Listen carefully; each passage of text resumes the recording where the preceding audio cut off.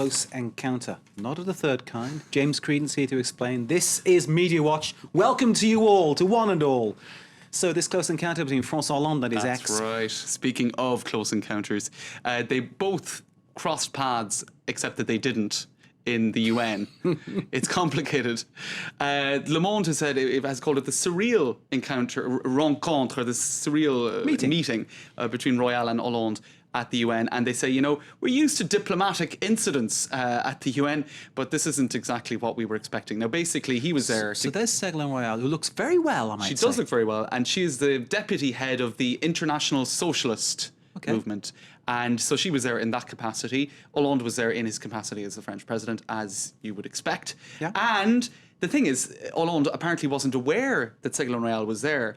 This is the speculation. You can see here that he came upon her in the UN building. There he is with his back turned, consulting the Élysée people, trying to figure out what they're going to do, because here she is giving a press conference, and I suppose he realised that it wouldn't be a very wise thing to do, to cross her and have, you know, the bisou and all of this. And it's a tense situation. They're exes, they have 4 children, you know, Valerie Trierweiler, etc. Can't they be adults and just say hi? Well, you know what? Bonjour, look what they did here. This is Le Guignol, which obviously picked up on it. But I agree with you, Mark. I think it actually would have looked a lot better if they'd walked past each other in the corridor. They said, hello, Ségolène, hello François. And all the international TV cameras would have like filmed it, and everyone would go, isn't that so French? Isn't that mature of them? Isn't that so French, you know? He's with someone else, he's kissing his ex. And instead, you see him in the background having a massive kind of conference with his Élysée people. That was his advisors want looks bad. A kick in the pants, I think. They do. It just looks terrible. And quick look at the headlines on that. Voici is saying, Le Président zappe son ex.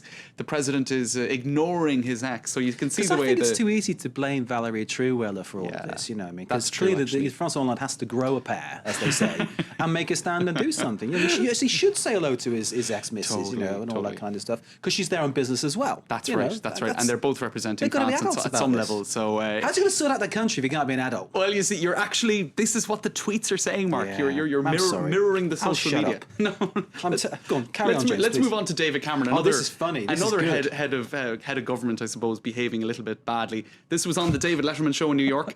You see, they go over to New York and they just make idiots of themselves. I mean, pardon the expression, but I think it might be true. The Letterman show is very good, though. Right. Not as good as Media Watch, but it's good. Well, I thank you very much. I don't know about that. But in any case, David Letterman gave him a quiz on history, right?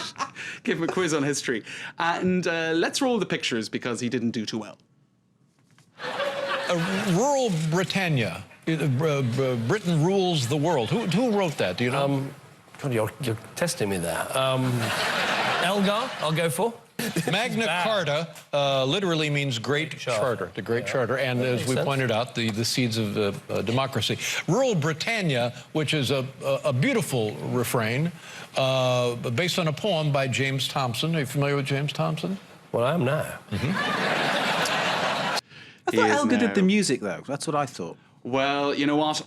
I'm not defending David Cameron. I'm not English, and I'm not a prime minister. But when he was asked about Magna Carta, he knew when the Magna Carta was signed. Yes, he did. 1215, and he knew where it was done. He didn't know what Magna Carta meant. That's right. He didn't know the Latin translation. I think it was, you know, he wasn't quite as bad as the headlines made him out to be. But let's just say, yes, it didn't look good. The Americans, though, who watched it afterwards, they were quite impressed by him. They thought he was, you know, very, very, you know, they said no American politician would have taken questions like that without it being scripted, without it being, you know, pre-warmed up, and without being fed to them. So full marks of him for trying. That's true. I never vote for him, but there you go.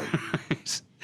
The Independent said that, look, he shouldn't have been left on the show in the first place. The Daily Telegraph was wondering, was he deliberately playing dumb to flatter his host? So there you go, different speculation. I'll show you a couple of tweets, Mark, because, of course, one of the big pieces of information of the evening is Benjamin Netanyahu at the UN holding up a rather basic photo of if I could find it, of a bomb. Almost comedy bomb, wasn't it? About the red line, and he drew a red line on the bomb to show Iran doing the right. Now, some people on Twitter, you know, being a little bit irreverent about what was a big media moment. That's Homer Simpson, and that's the Mario bomb. So I suppose some people responding to what they see as maybe not a great thing with satire. There you go. Satire. I think it's funny.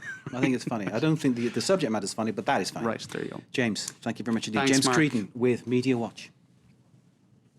Time for a short break after that. More news, some sport and some culture. You're watching Live in Paris on France 24.